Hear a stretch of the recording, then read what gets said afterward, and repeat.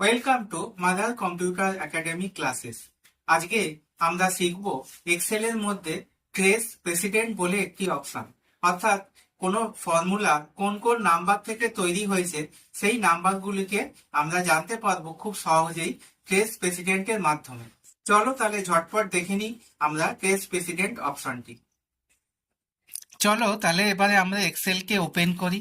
এক্সেলকে open করবার পর দেখো এখানে অলরেডি আমার কিছু নাম্বার লেখা আছে।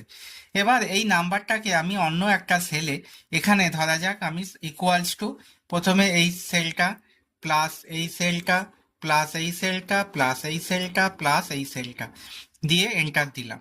এবার দেখো এখানে একটা নাম্বার তৈরি হলো 370। এবার আমি চাইছি যে 370 নাম্বারটা কোত্থেকে এসছে আমি দেখব। তার জন্য ফর্মুলা, এখান থেকে ট্রেস প্রেসিডেন্ট অপশনে যাব। দেখো কি সুন্দর অ্যারোর সাহায্যে আমাকে দেখিয়ে দিচ্ছে। Thank you.